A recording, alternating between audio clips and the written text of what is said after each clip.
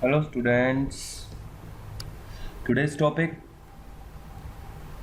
goods and service tax वस्तु ਅਤੇ सेवा कर टैक्स ਦੇ ਰਿਗਾਰਡਿੰਗ ਪਹਿਲਾਂ ਵੀ ਅਸੀਂ ਵੀਡੀਓ ਬਣਾਇਆ so tax type and definition of GST taxation practice then tax basics part 3 so ਇਹ ਤਿੰਨ ਵੀਡੀਓ ਅਸੀਂ ਟੈਕਸ ਦੇ ਰਿਗਾਰਡਿੰਗ ਬਣਾਇਆ ਸੋ ਆ ਦੋ ਵੀਡੀਓ ਅਸੀਂ ਬੁੱਕ ਕੀਪਿੰਗ ਦੇ regarding error management rectification of error ਦੇ ਰਿਗਾਰਡਿੰਗ ਬਣਾਇਆ ਸੋ ਕੁਝ ਸਟੂਡੈਂਟਸ ਤੇ ਕੁਝ ਟੀਚਰਸ ਕਹਿ ਰਹੇ ਸੀ ਵੀ ਇਹ ਵੀਡੀਓ ਸਰਚ ਨਹੀਂ ਹੋ ਰਹੇ ਈਜ਼ੀਲੀ YouTube ਦੇ ਵਿੱਚ YouTube ਦੇ ਉੱਤੇ ਇਸ ਕਰਕੇ ਮੈਂ ਸਾਰੇ ਇੱਥੇ ਇਨਕਲੂਡ ਕੀਤੇ ਆ ਸੋ ਜਦੋਂ YouTube ਦੇ ਉੱਤੇ ਤੁਸੀਂ ਆ ਲਿੰਕ ਭਰ ਦੋਗੇ ਪ੍ਰੋਪਰ ਸਰਚ ਦੇ ਵਿੱਚ ਤਾਂ ਤੁਹਾਨੂੰ ਇਹ ਵੀਡੀਓ ਮਿਲ ਜਾਣਗੇ ਬਾਕੀ ਜੇ ਕਿਸੇ ਨੂੰ ਚਾਹੀਦਾ ਵਾ ਤਾਂ ਲਿੰਕ ਵੀ ਸੈਂਡ ਕੀਤਾ ਜਾ ਸਕਦਾ ਵਾ ਪਰ ਕਿਉਂਕਿ ਇਹ ਵੀਡੀਓ ਈਜ਼ੀਲੀ ਮਿਲ ਜਾਣ ਤਾਂ ਹੀ ਫਾਇਦਾ ਵਾ ਇਸ ਕਰਕੇ ਨਾ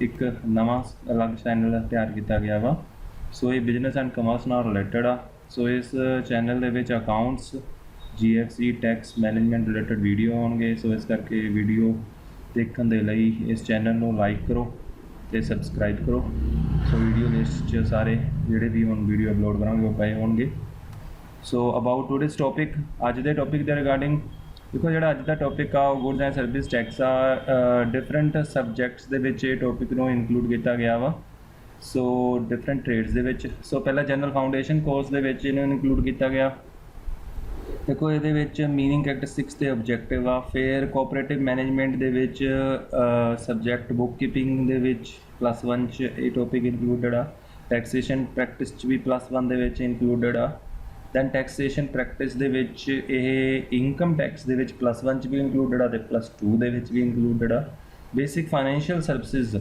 ਇਸ ਟ੍ਰੇਡ ਦੇ ਵਿੱਚ ਇਹ element of banking and book keeping ਦੇ ਵਿੱਚ ਇਨਕਲੂਡਡ ਆ ਸੋ ਇਹਨੂੰ ਆਪਾਂ ਸਾਰੇ ਟੌਪਿਕਸ ਕਵਰ ਕਰਾਂਗੇ ਸਾਰੇ ਜਿਹੜੇ ਵੀ ਸਿਲੇਬਸ 'ਚ ਦਿੱਤੇ ਆ ਸੋ ਅੱਜ ਅਸੀਂ ਇਸ ਵੀਡੀਓ ਦੇ ਵਿੱਚ ਇਹ ਫਸਟ ਪਾਰਟ ਆ ਕੋਸ਼ਿਸ਼ ਕਰਾਂਗੇ मीनिंग डेफिनेशन ऑब्जेक्टिव फीचर ते एडवांटेज डिसएडवांटेज ਨੂੰ ਕਵਰ ਕਰਨ ਦੀ ਸੋ ਸਭ ਤੋਂ ਪਹਿਲਾਂ मीनिंग ਆਫ GST ਦੇਖੋ ਗੁੱਡਸ ਐਂਡ ਸਰਵਿਸਿਜ਼ ਟੈਕਸ ਕੀ ਆ ਦੇਖੋ ਗੁੱਡਸ ਐਂਡ ਸਰਵਿਸਿਜ਼ ਟੈਕਸ ਆ ਜਿਹੜਾ ਹੈ ਵਸਤੂਆਂ ਅਤੇ ਸੇਵਾਵਾਂ ਦੀ ਵਿਕਰੀ ਅਤੇ ਉਤਪਾਦਨ ਤੇ ਲਗਾਇਆ ਜਾਣ ਵਾਲਾ ਇੱਕ ਕੰਪਰੀਹੈਂਸਿਵ ਟੈਕਸ ਹੈ ਇੱਕ ਵਿਆਪਕ ਟੈਕਸ ਆ ਵਸਤੂਆਂ ਅਤੇ ਸੇਵਾਵਾਂ ਦੀ ਵਿਕਰੀ ਅਤੇ ਉਤਪਾਦਨ ਤੇ ਲਗਾਇਆ ਜਾਂਦਾ ਵਾ ਇਹ ਇੱਕ ਇਨਡਾਇਰੈਕਟ ਟੈਕਸ ਆ ਅਪ੍ਰਤੱਖ ਕਰ ਆ ਇਹ ਕੰਜ਼ੰਪਸ਼ਨ ਦੇ ਲਈ ਜਿਹੜੀਆਂ ਗੁੱਡਸ ਵੇਚੀਆਂ ਜਾਂਦੀਆਂ ਵਾ ਜਾਂ ਜਿਹੜੀਆਂ ਸਰਵਿਸਿਜ਼ ਕੰਜ਼ਿਊਮ ਕੀਤੀਆਂ ਜਾਂਦੀਆਂ ਉਹਨਾਂ ਤੇ ਲਗਾਇਆ ਜਾਂਦਾ ਵਾ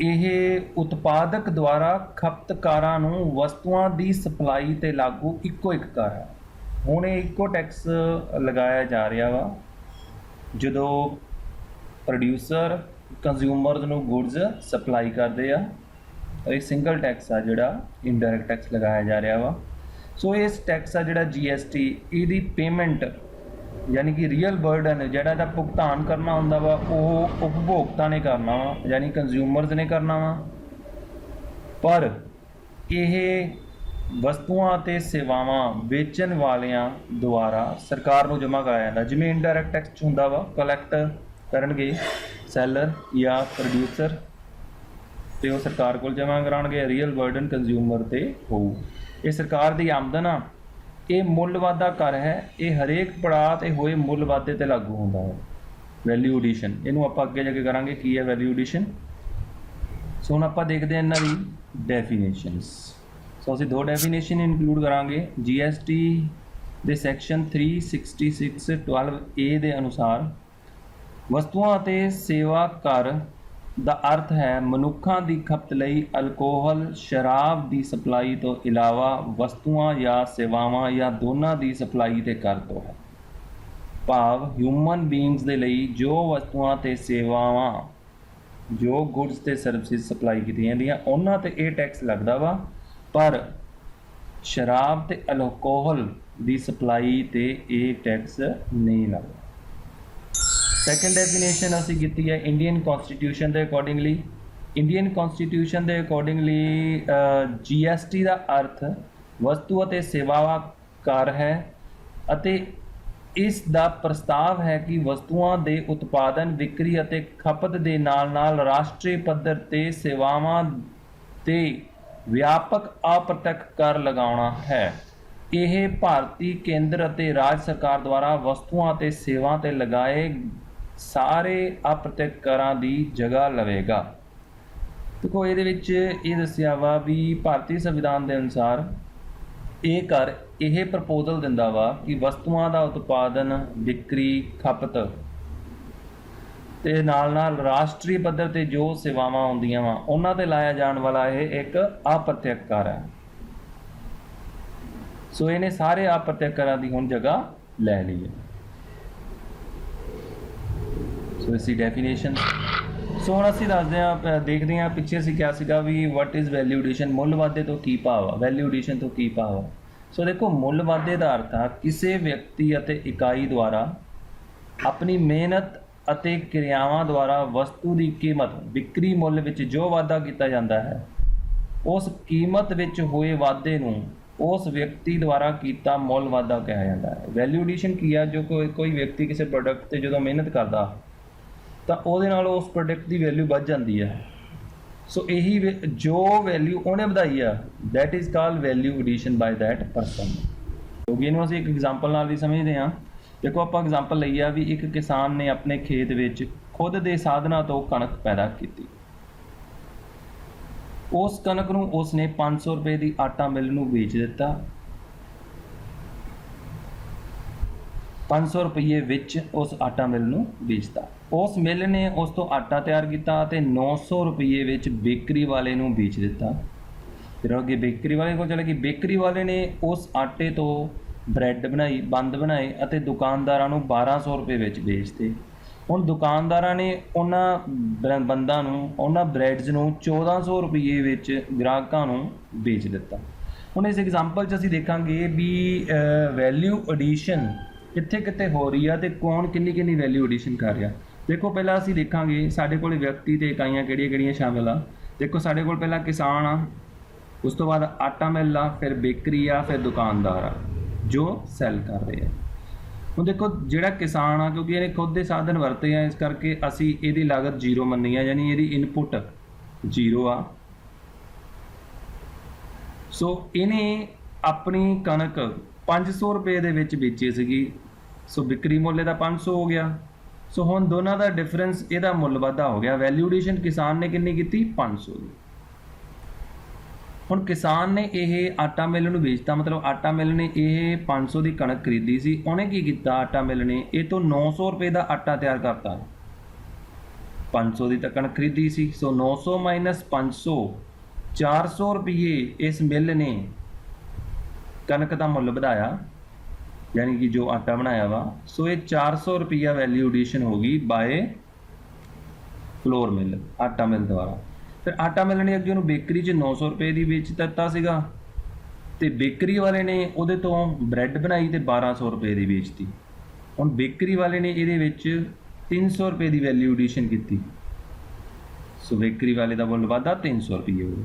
ਹੁਣ ਦੁਕਾਨਦਾਰ ਨੇ ਉਹਨੂੰ 1200 ਰੁਪਏ ਦਾ ਲੈ ਕੇ 1400 ਦਾ ਵੇਚਤਾ, ਮਤਲਬ ਇਹਨੇ ਉਹਦੇ 200 ਰੁਪਏ ਨਾਲ ਵੈਲਿਊ ਐਡੀਸ਼ਨ ਕੀਤੀ। ਸੋ ਜਿਹੜੀ ਚੀਜ਼ 1400 ਰੁਪਏ ਦੀ ਵਿਕੀ ਉਹਦੀ ਵੈਲਿਊ ਐਡੀਸ਼ਨ ਦਾ ਬ੍ਰੇਕਅਪ ਆ ਦਿੱਤਾ ਵਾ। ਕਿਸਾਨ ਨੇ ਉਹ 'ਚੋਂ 500 ਦੀ ਵੈਲਿਊ ਐਡੀਸ਼ਨ ਕੀਤੀ, ਆਟਾ ਮਿੱਲ ਨੇ 400 ਦੀ, ਬੇਕਰੀ ਨੇ 300 ਦੀ, ਦੁਕਾਨਦਾਰ ਨੇ 200 ਦੀ। ਸੋ ਸਾਰੇ ਦਾ ਜੋੜ ਲਾਇਆ 1400 ਰੁਪਏ। ਇਸ ਤਰ੍ਹਾਂ ਜੋ ਬ੍ਰੈਡ ਦਾ ਮੁੱਲ 1400 ਰੁਪਏ ਆ ਉਹ ਕਿਵੇਂ ਬਣਿਆ? ਉਹ ਇਹਨਾਂ ਦੀ ਵੈਲਿਊ ਐਡੀਸ਼ਨ ਦੇ ਨਾਲ ਬਣਿਆ। ਨੈਕਸਟ ਅਸੀਂ ਦੇਖਦੇ ਹਾਂ ਹੋਰ ਟਰਮਸ ਇਹਦੇ ਨਾਲ ਹੀ ਰਿਲੇਟਡ। ਇਸੇ ਐਗਜ਼ਾਮਪਲ ਨੂੰ ਅਸੀਂ ਫਰਦਰ ਸੋਲਵ ਕੀਤਾ ਵਾ। ਦੇਖੋ ਆਪਾਂ ਪਹਿਲਾ ਕਾਲਮ ਅਸੀਂ ਇੱਥੇ ਨਾ GST ਰੇਟ ਅਸਿਊਮ ਕਰ ਲਿਆ। ਮੰਨ ਲਓ GST ਰੇਟ 10% ਆ। ਸੋ ਪਹਿਲਾ ਕਾਲਮ ਉਹੀ ਆ ਵਿਅਕਤੀ ਤੇ ਇਕਾਈਆਂ, ਦੂਜਾ ਉਹਨਾਂ ਦੀ ਲਾਗਤ ਆ, ਤੀਸਰਾ ਉਹਨਾਂ ਦਾ ਵਿਕਰੀ ਮੁੱਲ ਆ, ਚੌਥਾ ਮੁੱਲ ਵਾਧਾ। ਇੱਥੇ ਤੱਕ ਅਸੀਂ ਪਿੱਛੇ ਕਰ ਲਿਆ ਸੀ, ਇਹਨਾਂ ਦਾ ਮੁੱਲ ਵਾਧਾ ਆ ਗਿਆ। ਹੁਣ ਅਸੀਂ ਕੀ ਕਰਦੇ ਆ ਤੇ ਟੈਕਸ ਪਤਾ ਕਰਨਾ ਵਾ। ਦੇਖੋ ਟੈਕਸ ਕਿੰਨਾ ਦੇਣਾ ਪੈ ਰਿਹਾ ਵਾ।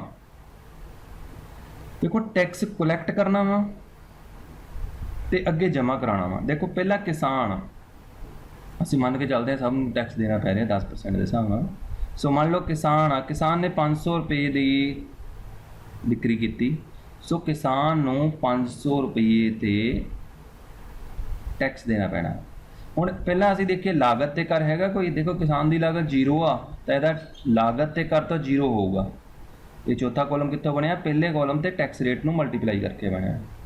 फिर उहदी बिक्री ते कर पता किया, बिक्री कितनी की है 500 की, तो रेट ऑफ टैक्स कितना वा 10%। वैल्यू एडिशन नहीं लई, असीं बिक्री लै रहे हैं, बिक्री सेल। सो ये कितना बन गया, अच्छा output is equal to sale लई आ इस जगह दे, इस एग्जाम्पल में देखो 50 रुपये का टैक्स बनया। हुण इहने इनपुट ते कोई टैक्स नहीं दिता सीगा, इस करके इहदे उत्ते GST कितनी बनी, जिहड़ी गौरमेंट नूं रिसीव हुई वो बनी 50 रुपीज़। हुण इस GST दे विच, क्योंकि GST है जिहड़ी 50 डिवाइड हुंदी आ किहदे विच, सेंटर ते स्टेट दे विच। ਇਹਦੇ ਵਿੱਚ ਸੈਂਟਰ ਦਾ ਹਿੱਸਾ ਕਿੰਨਾ ਵਾ, ਸਟੇਟ ਦਾ ਹਿੱਸਾ ਕਿੰਨਾ ਵਾ, ਉਹ ਆਪਾਂ ਚਲੋ ਬਾਅਦ ਚ ਡਿਸਕਸ ਕਰ ਲੈਂਦੇ ਆ। ਪਹਿਲਾਂ ਅਸੀਂ ਦੇਖਦੇ ਹਾਂ GST ਦਾ ਕੈਲਕੂਲੇਸ਼ਨ ਕਰਦੇ ਹਾਂ। ਹੁਣ ਆਟਾ ਮਿਲ ਦੇ ਕੇਸ 'ਚ ਦੇਖੋ 500 ਰੁਪਏ ਦੇ ਨੇ ਇਨਪੁਟ ਖਰੀਦੇ ਸੀਗੇ, ਸੋ ਇਸ ਕਰਕੇ ਪਹਿਲਾਂ 500 ਰੁਪਏ ਤੇ ਅਸੀਂ ਟੈਕਸ ਕੈਲਕੂਲੇਟ ਕਰਾਂਗੇ। 500 ਰੁਪਏ ਦੇ ਟੈਕਸ ਕਿੰਨਾ ਵਾ 50 ਰੁਪਏ, ਤੇ ਇਹਨੇ ਵਿਕਰੀ ਕੀਤੀ ਸੀ 900 ਦੀ, 900 ਤੇ ਟੈਕਸ ਕਿੰਨਾ ਬਣਦਾ ਵਾ, 900 ਤੇ ਟੈਕਸ ਬਣਦਾ 90 ਰੁਪਏ। ਇਹਨੇ 90 ਰੁਪਏ ਇਕੱਠੇ ਕੀਤੇ, 50 रुपए इन्हें पर किसान नूं पे करते सी 500 रुपए दे, जदों इन्हें कणक खरीदी सी, वीट खरीदी सी। सो इस करके जदों इन्हें सरकार कोले टैक्स जमा कराना वा GST, तो इन्हें 90 रुपए दे विचों 50 रुपये अपने डिडक्ट कर लेने, इन्हूं कहंदे इनपुट टैक्स क्रेडिट, जिहड़ा असीं बाद चों भी देखांगे। सो उस तो बाद बेकरी के केस दे विच बेकरी वाले ने 900 की ब्रैड ले 900 का आटा खरीद के 1200 की ब्रैड बनाई सीगी। सो इस तरह 900 ते टैक्स 90 रुपये, 1200 ते 120 रुपये। सो इसका मतलब इन्हें 120 रुपये टैक्स GST कलैक्ट किया, 90 रुपये ने GST की पेमेंट की सीगी आटा मिल वाले नूं। सो ये दोनों का डिफरेंस 30 रुपये इन्हें नैट सरकार को जमा कराना वा GST। उस तो बाद दुकानदार ने 1200 से लैके 1400 से बेची सी, 1200 ते 120, 1400 के उत्ते 140, यानी 140 रुपये ने GST इकट्ठा किया, पर इन्हें 120 रुपये GST की पेमेंट की सी जो बेकरी वाले तो ब्रैड खरीदी सी। सो इस करके इन्हें वो डिडक्ट कर लेनी है, 20 रुपये ने नैट सरकार को जमा कराने हैं गौरमेंट को। इस तरह GST रिसीवड बाय गौरमेंट कितना हो गया, इन्होंने सारिया का जोड़ 50 40 30 20, 140 रुपये GST गौरमेंट को रिसीव होया। देखो हुण आपां इत्थे देखते हैं कि गौरमेंट नूं जिहड़ा 140 रुपये रिसीव होया वो किहदी जेब चों गया, कि किसान की जेब चों गया, आटा मिल की, बिक्री की, दुकानदार की। सो इत्थे आपां नूं लगदा 50 शायद किसान ने दित्ते आ, या आटा मिल ने दित्ते आ, या बेकरी ने दित्ते आ, या दुकानदार ने दित्ते 20 रुपये, पर नहीं। देखो ग्राहक ने कितना GST दिता सी, यानी कंज्यूमर ने 1400 रुपये की चीज़ खरीदी सी, उहदे ते उहने 10% पे किया सी 140 रुपये। ये कंज्यूमर ने पे किया कि दुकानदार ने। तो हुण देखो गौरमेंट नूं कितना रिसीव होया, गौरमेंट नूं रिसीव होया 140 रुपये, यानी कि 50 + 40 + 30 + 30, यानी 140 रुपये गौरमेंट नूं मिलिया, तो 140 रुपये ही कंज्यूमर ने पे किया। सो इहदा मतलब GST कौन पे कर रहा, उपभोक्ता, कंज्यूमर, जो कंज्यूम कर रहा सारा भार उहदे ते ही पै रहा, बाकी तो सिर्फ इंटरमीडिएट आ, यानी कि वह सिर्फ कलैक्ट करके सरकार नूं दे रहे आ पार्ट्स दे विच। सो आपां इहदे रिगार्डिंग करते हैं what is input tax credit. देखो इनपुट टैक्स क्रेडिट तो की भाव आ, देखो इनपुट टैक्स क्रेडिट आ जिहड़ा वो खरीद या लागत ते अदा किए गए कर दी एडजस्टमेंट तो है। इनपुट टैक्स क्रेडिट का मतलब आ जो तुसी इनपुट, जिवें हुण आटा मिल वाले ने 500 की इनपुट खरीदी सी कणक, उहदे ते इन्हें 50 रुपये टैक्स पे कर दिते सीगे। हुण जदों ये GST गौरमेंट को जमा करान लग्या 90, तो इन्हें 50 रुपये इन्हें उहदे चों एडजस्ट कर लेने आ, समायोजित कर लेने आ, कट लेने आ, ते 40 रुपये जमा कराने आ। ये जिहड़े उन्हें 50 रुपये कट्टे इनू ही कहते हैं इनपुट टैक्स क्रेडिट। सो इनपुट टैक्स क्रेडिट तो की भाव हो गया भी जो GST पहला किसी प्रोड्यूसर ने पे करता वा, वो सेल ते जो उन्होंने GST कलैक्ट होया वा वो सरकार को जमा कराने तो पहला उहदे विचों जो उन्हें खरीद दे समय GST पे किया सी उहदी विचों डिडक्शन कर लेगा। ਹੁਣ ਉਸ ਦੇ ਨਾਲ ਹੀ ਟਰਮ ਆਉਂਦੀ ਹੈ CGST SGST। ਦੇਖੋ SGST ਕੀ ਆ, state goods and service tax. CGST ਕੀ ਆ, centre goods and service tax. ਦੇਖੋ ਜਿਹੜਾ GST ਕਲੈਕਟ ਹੁੰਦਾ ਨਾ, ਇਹ GST ਇਕੁਅਲ ਸ਼ੇਅਰ ਕੀਤਾ ਜਾਂਦਾ ਵਾ ਸੈਂਟਰ ਤੇ ਸਟੇਟ ਗਵਰਨਮੈਂਟ ਦੁਆਰਾ। ਸੈਂਟਰਲ ਗਵਰਨਮੈਂਟ ਤੇ ਸਟੇਟ ਗਵਰਨਮੈਂਟ ਦੁਆਰਾ ਇਹ ਇਕੁਅਲੀ ਸ਼ੇਅਰ ਕੀਤਾ ਜਾਂਦਾ ਵਾ। ਮਤਲਬ ਕਿਸੇ ਸਟੇਟ 'ਚ ਕੋਈ ਚੀਜ਼ ਵਿਕਦੀ ਆ ਤਾਂ ਉਹ 'ਚ ਸੈਂਟਰ ਵੀ ਉਹਦੇ ਵਿੱਚੋਂ ਟੈਕਸ ਲਊਗੀ ਜੇ ਉਸ ਸਟੇਟ 'ਚ ਬਣੀ ਆ, ਉਸ ਸਟੇਟ 'ਚ ਵਿਕ ਰਹੀ ਆ। ਤਾਂ ਜਿਹੜਾ ਜਿਵੇਂ ਹੁਣ SGST ਕੀ ਆ, state goods and service tax. ਜਿਵੇਂ ਆਪਾਂ ਦੇਖਿਆ ਇਹਦੇ ਵਿੱਚ ਕਿਸਾਨ ਨੇ 50 ਰੁਪਏ ਟੈਕਸ GST ਜਮ੍ਹਾਂ ਕਰਾਇਆ ਸੀ ਗਵਰਨਮੈਂਟ ਕੋਲੇ। ਹੁਣ ਉਹ 50 ਰੁਪੀਜ਼ ਦੇ ਵਿੱਚ 50% ਉਹਦਾ ਸਟੇਟ ਦਾ ਹਿੱਸਾ ਹੋਊਗਾ, 50% ਸੈਂਟਰ ਦਾ ਹਿੱਸਾ ਹੋਊਗਾ। ਐਦਾਂ ਹੀ ਜਦੋਂ ਆਟਾ ਮਿਲ ਨੇ ਜਮ੍ਹਾਂ ਕਰਾਇਆ ਸੀ 40-20-20 ਯਾਨੀ 20 ਰੁਪਏ ਸਟੇਟ ਦੇ ਸੈਂਟਰ ਦੇ ਹੋਣਗੇ। ਟੋਟਲ 140 ਦੇ ਵਿੱਚ 70 ਯਾਨੀ 70 ਰੁਪਏ ਸੈਂਟਰ ਦੇ ਹੋਣਗੇ, 70 ਰੁਪਏ ਸਟੇਟ ਦੇ ਹੋਣਗੇ। ਸੋ ਇੱਥੋਂ ਹੀ ਅਸੀਂ ਦੇਖਦੇ ਹਾਂ ਵੀ ਸਟੇਟ GST ਤੋਂ ਭਾਵ ਰਾਜ ਸਰਕਾਰ ਦੁਆਰਾ ਲਗਾਇਆ GST ਹੈ ਜਾਂ ਕੁੱਲ GST ਵਿੱਚੋਂ ਰਾਜ ਸਰਕਾਰ ਦਾ ਹਿੱਸਾ ਵਾ। CGST central good and services tax ਤੋਂ ਭਾਵ ਕੇਂਦਰ ਸਰਕਾਰ ਦੁਆਰਾ ਲਗਾਇਆ GST ਜਾਂ ਕੁੱਲ GST ਵਿੱਚੋਂ ਕੇਂਦਰ ਸਰਕਾਰ ਦਾ ਹਿੱਸਾ।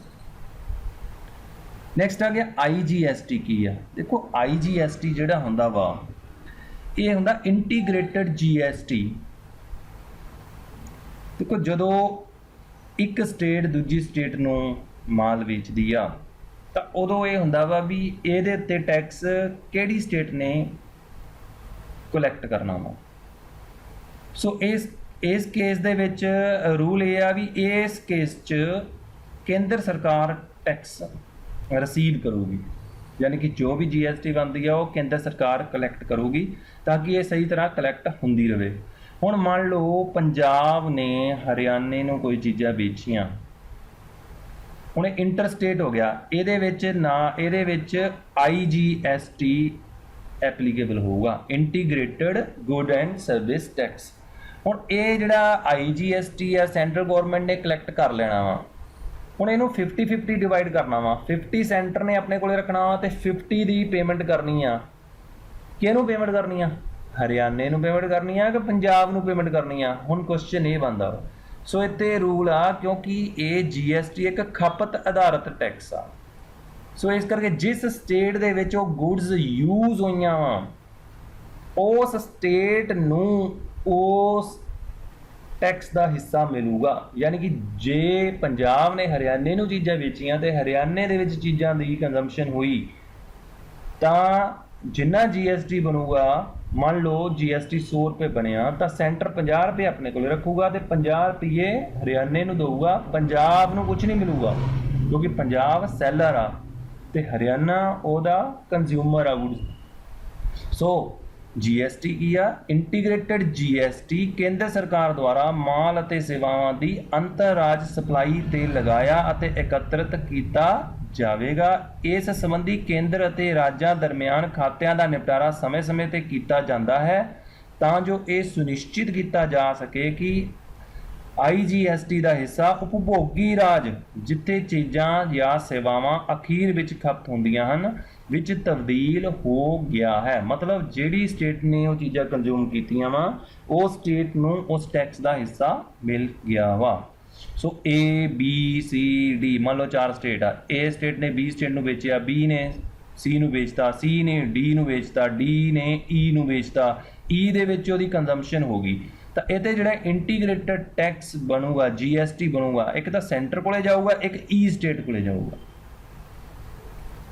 ਠੀਕ ਹੈ ਜੀ, ਇਹ ਹੈਗਾ integrated goods and service tax. Next ਆ ਗਿਆ GST ਇੱਕ ਖਪਤ ਆਧਾਰਿਤ ਟੈਕਸ ਆ। ਇਹ ਤੋਂ ਭਾਵ ਆ ਵੀ ਟੈਕਸ ਦਾ ਭਾਰ ਅੰਤਿਮ ਉਪਭੋਗਤਾ ਦੇ ਪਵੇਗਾ। ਮਤਲਬ ਆ ਦੇਖਿਆ ਸੀ ਨਾ, ਗ੍ਰਾਹਕ ਨੇ ਸਾਰਾ ਟੈਕਸ ਦਿੱਤਾ ਸੀ ਅਤੇ ਇਹ ਟੈਕਸ ਉਪਭੋਗਤਾ ਰਾਜ ਦੀ ਆਮਦਨ ਮੰਨੀ ਜਾਵੇਗੀ ਨਾ ਕਿ ਉਤਪਾਦਕ ਰਾਜ ਦੀ। ਯਾਨੀ ਕਿ GST ਦਾ ਜਿਹੜਾ 50% ਹਿੱਸਾ ਹੋਣਾ ਵਾ, ਇੱਕ ਤਾਂ ਸੈਂਟਰ ਨੂੰ ਤਾਂ ਮਿਲਣਾ ਹੀ ਮਿਲਣਾ ਵਾ, ਸਟੇਟ ਨੂੰ ਮਿਲੂਗਾ। ਕਿੰਨਾ ਮਿਲੂਗਾ ਸਟੇਟ ਨੂੰ? 50%। ਸੈਲਰ ਸਟੇਟ ਨੂੰ ਕੁਛ ਨਹੀਂ ਮਿਲੇਗਾ। ਸੋ ਇਹ ਆਪਾਂ ਟਰਮਸ ਕੀਤੀਆਂ input tax credit, SGST, CGST ਤੇ IGST। ਨੈਕਸਟ ਆ ਗਏ GST ਦੇ ਆਬਜੈਕਟਿਵਸ, ਉਦੇਸ਼। GST ਦੇ ਕੀ ਉਦੇਸ਼? ਸੋ ਫਸਟ ਹੈਗਾ ਵਾ GST ਦਾ ਉਦੇਸ਼ ਹੈ ਇੱਕਸਾਰ ਟੈਕਸ, ਵੀ ਪੂਰੇ ਭਾਰਤ ਵਿੱਚ ਇੱਕਸਾਰ ਟੈਕਸ ਦੀ ਦਰ ਹੋਵੇ। ਜੇ ਕਿਸੇ ਚੀਜ਼ ਦੇ ਉੱਤੇ ਟੈਕਸ ਲੱਗਣਾ ਤਾਂ ਪੂਰੇ ਭਾਰਤ ਦੇ ਵਿੱਚ ਇੱਕੋ ਹੀ ਟੈਕਸ ਲੱਗੇ, ਤਾਂ ਕਿ ਇੱਕ ਸਾਂਝਾ ਬਾਜ਼ਾਰ ਤਿਆਰ ਕੀਤਾ ਜਾ ਸਕੇ। ਇੱਕ ਰਾਸ਼ਟਰ, ਇੱਕ ਟੈਕਸ, ਇੱਕ ਬਾਜ਼ਾਰ। ਸੈਕਿੰਡ ਹੈਗਾ ਵਾ ਕਰ ਉੱਪਰ ਕਰ ਦੇ ਪ੍ਰਭਾਵ ਨੂੰ ਖਤਮ ਕਰਨਾ, ਯਾਨੀ ਕਿ ਦੋਹਰਾ ਕਰ। ਕਈ ਵਾਰ ਕਿਸੇ ਚੀਜ਼ ਦੇ ਉੱਪਰ ਇੱਕ ਤੋਂ ਜ਼ਿਆਦਾ ਵਾਰ ਟੈਕਸ ਲੱਗ ਜਾਂਦਾ ਵਾ। ਜਿਵੇਂ ਹੁਣ ਆਪਾਂ ਪਿੱਛੇ ਐਗਜ਼ਾਮਪਲ ਕੀਤੀ ਬ੍ਰੈਡ ਵਾਲੀ, ਜਾਂ ਕਣਕ ਤੋਂ ਬਣਿਆ, ਆਟਾ ਤੋਂ ਬਣਿਆ ਬ੍ਰੈਡ, ਹਰੇਕ ਸਟੇਜ ਦੇ ਉੱਤੇ ਟੈਕਸ ਲੱਗ ਰਿਹਾ।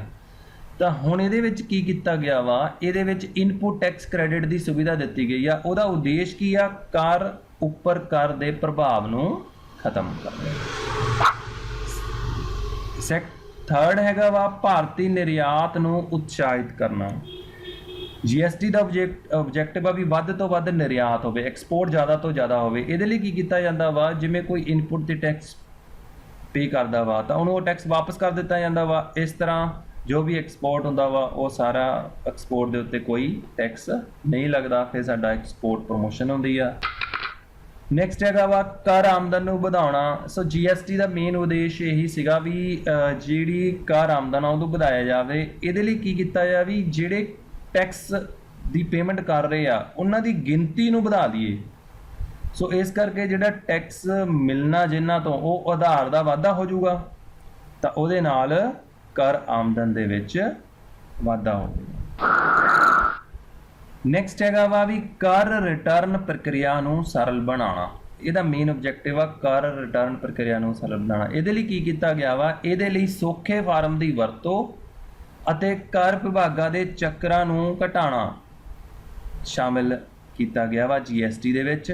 ਸੋ ਜਿਹਦਾ ਮੇਨ ਆਬਜੈਕਟ ਕੀ ਆ ਵੀ ਜਿਹੜੀ ਕਰ ਰਿਟਰਨ ਪ੍ਰਕਿਰਿਆ ਉਹਨੂੰ ਸਰਲ ਬਣਾਇਆ ਜਾ ਸਕੇ। ਨੈਕਸਟ ਇਹਦਾ ਆਬਜੈਕਟਿਵ ਹੈਗਾ ਵਾ ਆਨਲਾਈਨ ਸਹੂਲਤ ਪ੍ਰਦਾਨ ਕਰਨਾ। ਦੇਖੋ ਟੈਕਸ ਦੀ ਅਦਾਇਗੀ ਵੇਲੇ ਤੇ ਟੈਕਸ ਦੇ ਫਾਰਮ ਵਗੈਰਾ ਜਮ੍ਹਾਂ ਕਰਾਉਣ ਲਈ ਕਾਫੀ ਚੱਕਰ ਲੱਗਦੇ ਸੀਗੇ ਆਫਿਸਿਸ ਦੇ, ਟੈਕਸ ਆਫਿਸਿਸ ਦੇ। ਸੋ ਇਹਦਾ ਆਬਜੈਕਟਿਵ ਇਹ ਆ ਵੀ ਜਿਹੜੀ ਕਰ ਦੀ ਅਦਾਇਗੀ ਆ ਜਾਂ ਕਰ ਦੇ ਸਮੇਂ ਜੋ ਟੈਕਸ ਪੇਮੈਂਟ ਦੇ ਜਾਂ ਰਿਟਰਨ ਭਰਨ ਸਮੇਂ ਜੋ ਰਿਟਰਨ ਜਮ੍ਹਾਂ ਕਰਾਉਣੀ ਪੈਂਦੀ ਹੈ ਜਾਂ ਫਾਰਮ ਜਮ੍ਹਾਂ ਕਰਾਉਣੀ ਪੈਂਦੀ ਆ, ਉਸ ਸੰਬੰਧੇ ਆਨਲਾਈਨ ਸੁਵਿਧਾ ਪ੍ਰਦਾਨ ਕਰਨਾ।